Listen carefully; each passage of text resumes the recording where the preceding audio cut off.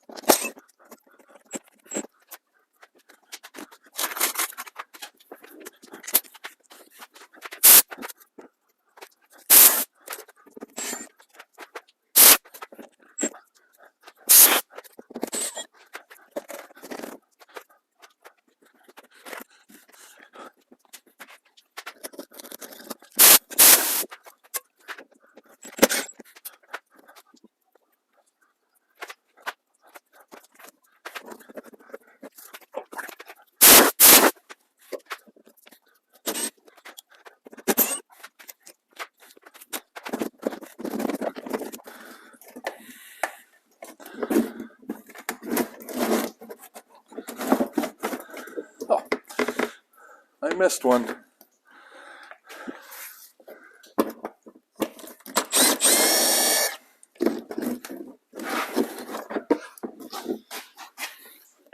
Okay, with the fender liner out, it gives us clear access to the wires on our starter. Unfortunately, this car, it's snowing outside today, so the snow's melting up there and it's literally dripping right where we have to work. But we can see here, this thing right here, this just slides down. This is a heat shield that protects the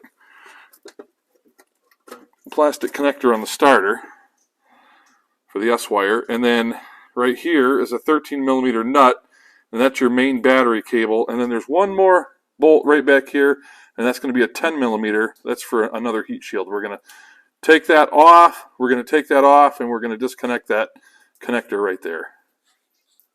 Okay, I'm going to try to get you guys a view in here. I just had to back you up out of the rain a little bit. Unfortunately, the angle the camera needs to be is directly in line with this waterfall we have going on in here.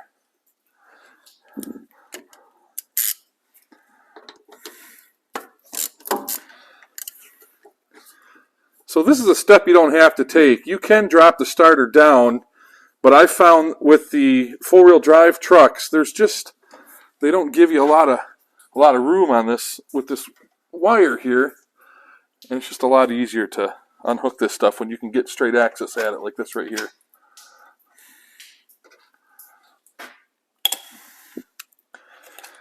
Matter of fact, the last one I did, I didn't take the inner fender well out, and it fought with me quite a bit. So I thought, well, if I'm going to record a video, I'm not going to fight with it. I mean, it takes like 5 minutes to take that fender liner out. That being said, there is like 30 screws. They're all T15 little Torx bits.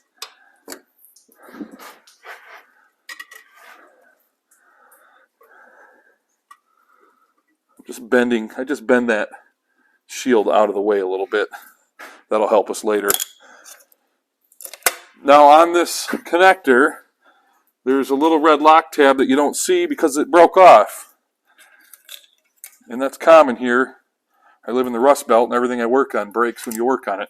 So I just take a little 90-degree pick, and I grab it, if you will. I mean, it's invisible at this point, and I just pry it down. Well, it broke off. So I use a little screwdriver, and if you might not be able to see it on camera, but when you're doing it in person, you'll be able to see there's a little tab in here, and I'm just pushing on that little tab. And if you wedge your screwdriver in there like so, let's see if I can zoom in on that. Yeah, you can kind of see it right there.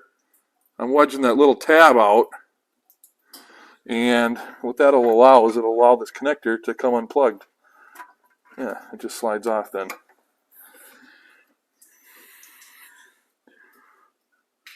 Like that. Okay, now we're going to go underneath the truck.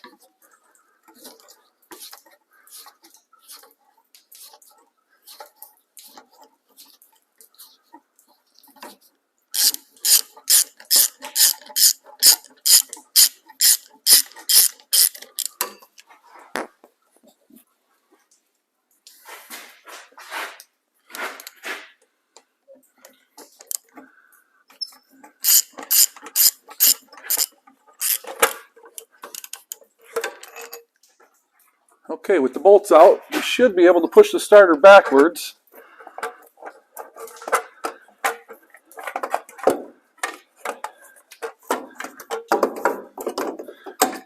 And out we go. It's imperative that you do a parts comparison before you go to reinstall the starter, just to make sure everything's the same. And in this case, everything's the same. Well, not everything. This is a new starter, and this is clearly not a new starter. And if you look right here, I guess I should have tried to start this for you guys, but I didn't. But what the starter would do is you'd get one click out of it. You'd turn the key, you'd hear a click up underneath the hood, and that's all you'd get. And I think I found the problem right there. Now, if this was my vehicle, I'd take that apart and I'd clean it and put it back together, and I bet you that would work, because there's evidence of heat. And heat comes from resistance from a poor connection. So I bet you if a guy was to take that apart and clean it up, it would probably work again. But this isn't my vehicle. I'm fixing this for somebody else. So they told me to put a starter on it, so I'm going to put a starter on it. That being said, let's put a starter on it. Okay, we want to feed this one back up the same way the other one came out.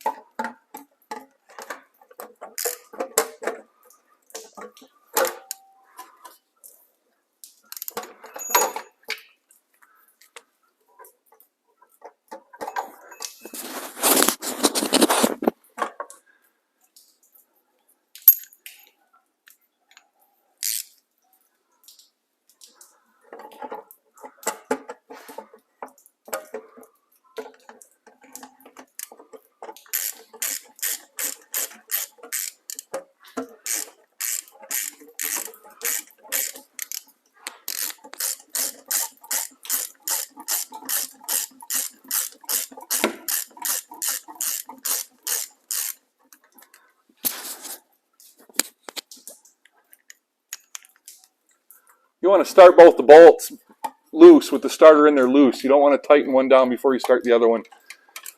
You're going to have a hard time getting it started.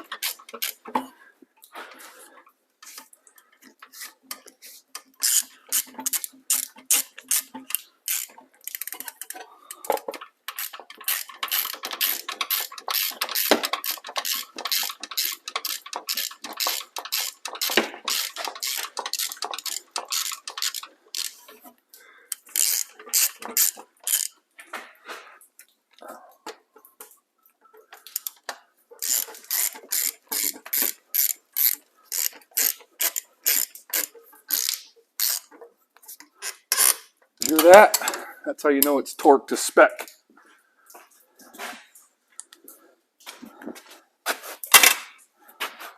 Okay, so with the starter in there, we want to bend that shield back in place. We'll put our 10mm bolt back in there. Oh, I wish it wasn't raining on me right now. Oh.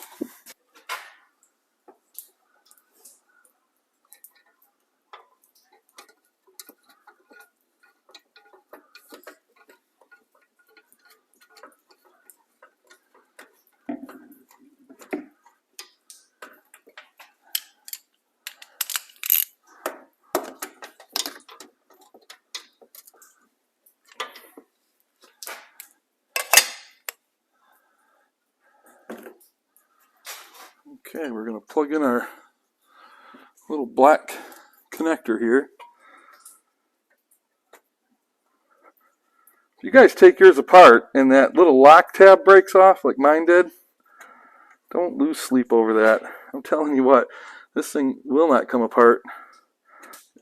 I've never ever seen one of these just fall off, ever. I don't know why they put those little secondary locks in place.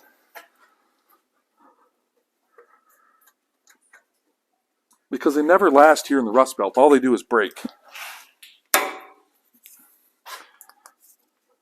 They break the first time you take them apart, and then the vehicle goes through its whole life after that without one, and it's never a problem.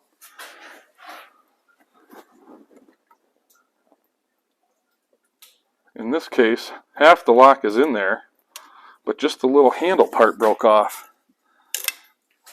So I got to press it down in there. There. Now it should go on there.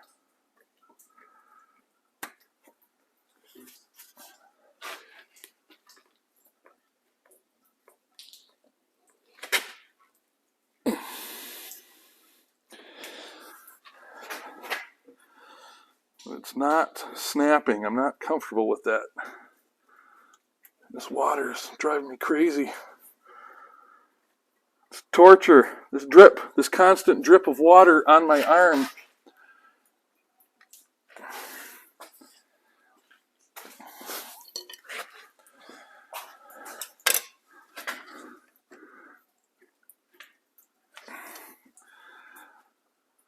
All right.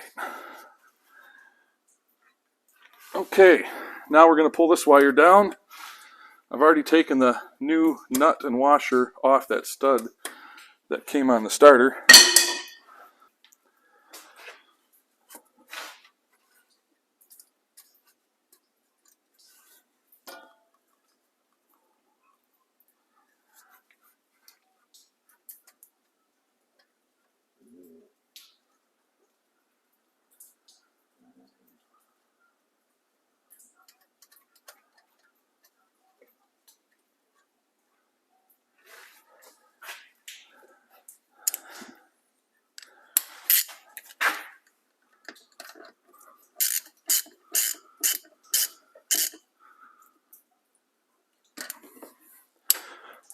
Okay, that starter is installed. Let's try it out before we put anything else back together. Okay, so I'm going to hook the battery terminal back up. And the reason I'm doing this prior to reinstalling that splash shield is I just want to make sure the starter works. Because if the starter doesn't work, well then I got to take that splash shield back off to get at the wiring. But it's going to work, I'm confident. I really wished I would have recorded a video segment of me hitting the key when this thing first came in, so you guys could have heard what it did. But it's if you work on cars and you hear that click, I mean it's the starter. All right, here we go. Fire in the hole.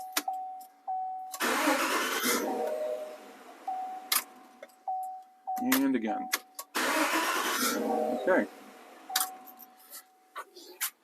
So I'm going to call that a fix.